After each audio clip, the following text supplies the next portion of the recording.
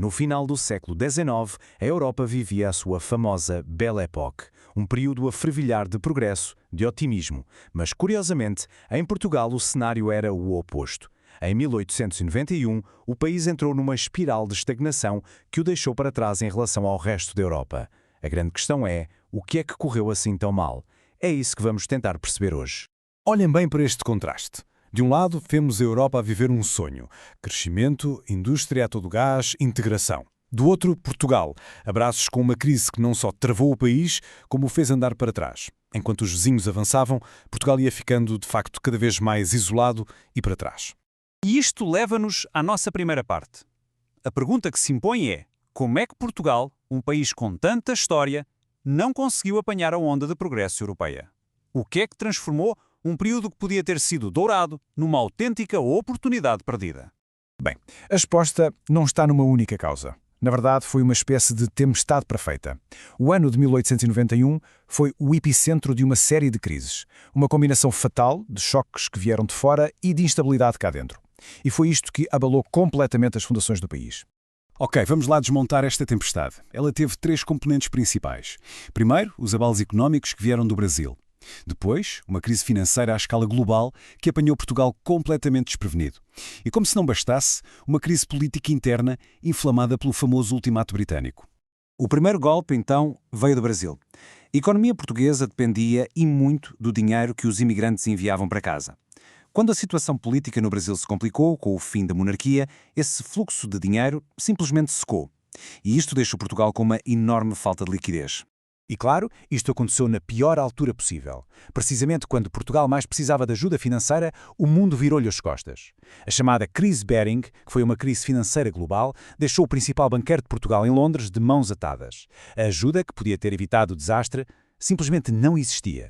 O golpe final foi político. O ultimato britânico, por causa das colónias em África, foi visto como uma humilhação nacional. Isto abalou profundamente a confiança na monarquia e, por arrasto, na economia. O ambiente ficou tão tenso que abriu caminho para uma tentativa de revolução republicana no Porto, logo no início de 1891.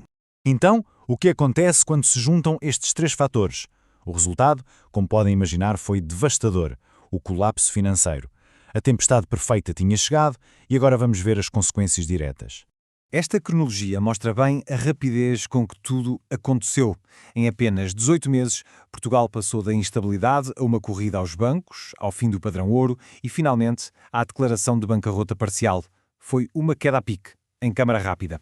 Para termos uma ideia do impacto disto na vida das pessoas, basta olhar para a moeda. O valor do real português desabou. Em poucos anos era preciso quase o dobro do dinheiro para comprar a mesma libra esterlina. Isto significou um empobrecimento rápido e que afetou toda a gente. Mas a consequência que durou mais tempo foi mesmo o isolamento. Ao entrar em incumprimento, Portugal ficou na prática cortado dos mercados financeiros internacionais. O sonho de um país integrado na economia europeia tinha morrido. Agora, o país estava por sua conta e tinha de encontrar um novo rumo. E é isto que nos leva a uma nova estratégia nacional. Isolado e em crise, Portugal teve de repensar tudo. O país abandonou as políticas liberais que tinha seguido durante décadas e virou-se para dentro, numa tentativa de encontrar um novo modelo para sobreviver economicamente. A mudança de direção foi de facto total. Onde antes havia comércio livre, passou a haver protecionismo para defender a indústria nacional. Em vez de se procurar dinheiro lá fora, o foco passou a ser o desenvolvimento das colónias. A ideia, no fundo, era criar uma economia fechada, autossuficiente. E os dois pilares desta nova estratégia eram muito claros: protecionismo e império. Por um lado, criaram-se novas barreiras alfandegárias para forçar o consumo de produtos nacionais. Por outro, o investimento foi canalizado para as colónias, na tentativa de criar ali um mercado exclusivo para Portugal, à margem do resto do mundo. E assim chegamos à nossa última parte, a era de estagnação. A grande pergunta é: esta nova estratégia funcionou? A resposta, como vamos ver, é um rotundo não.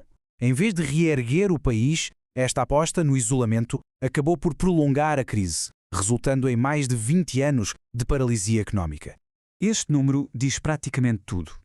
0%. Entre a crise de 1891 e a Primeira Guerra Mundial, o rendimento médio de um português não aumentou. Nada. Para a população, isto significou 2 décadas perdidas, sem qualquer melhoria nas suas condições de vida. Perante esta falta de oportunidades, o que é que as pessoas fizeram? Foram-se embora. A imigração triplicou neste período. Foi um êxodo em massa, quase como um referendo popular a esta nova política económica. As pessoas, como se costuma dizer, votaram com os pés e o resultado foi claramente negativo. E nem em áreas que eram consideradas prioritárias como a educação se viram grandes avanços. Às portas da Primeira Guerra Mundial, um dado absolutamente chocante. 70% da população adulta em Portugal continuava a ser analfabeta. A estagnação não era só económica, era também social e cultural. No fim, esta história deixa-nos com uma pergunta bastante complexa. A crise de 1891 obrigou Portugal a mudar de direção, mas esse novo caminho acabou por ser também ele um beco sem saída. Isto faz-nos pensar numa questão que é intemporal. Quando uma crise destrói o modelo antigo, como é que uma nação encontra o caminho certo para o futuro?